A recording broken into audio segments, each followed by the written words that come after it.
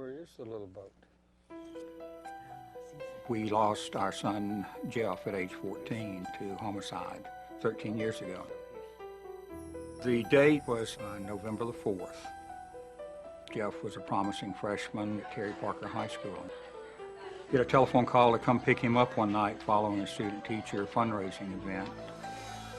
As I arrived there that evening, I noticed that Jeff and his good friend Billy were not standing at the door of the library.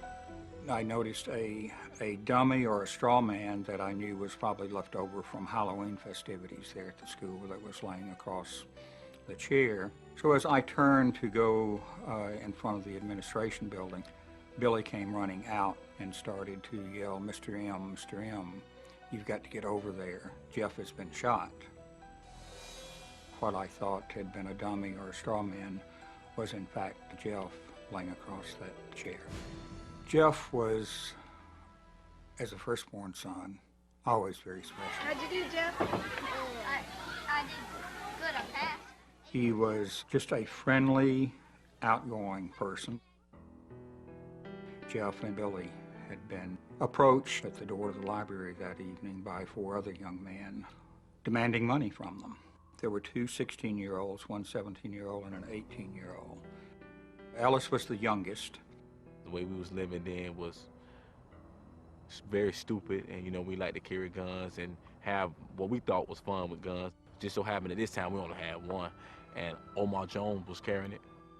Once we got to the school, we came past the library door, and Mr. Jeff Mitchell was sitting in the chair right there on the corner. I heard Omar ask Jeff, did he have any money?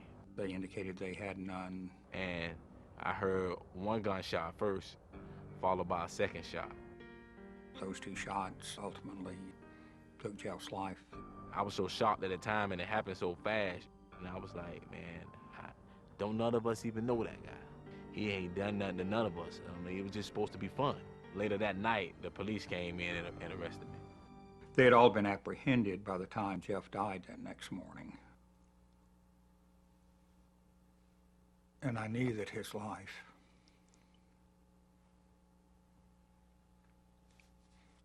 had to have more meaning.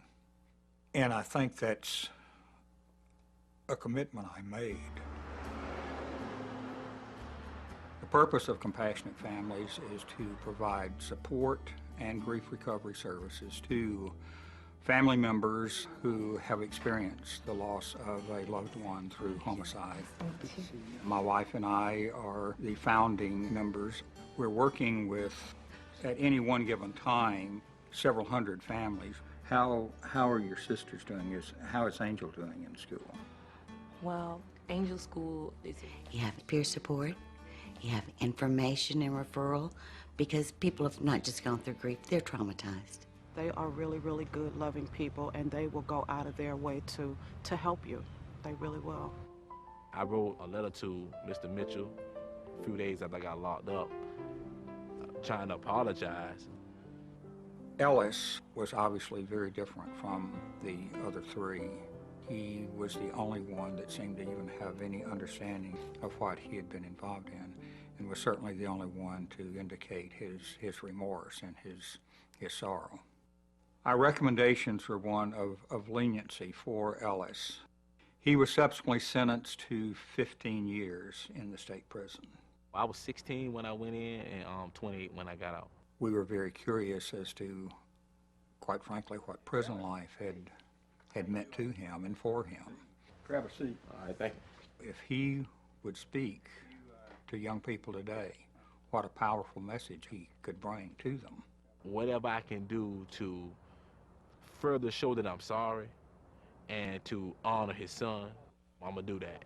Ellis and I have had opportunities to speak at programs with schools and with youngsters who are in the juvenile justice system.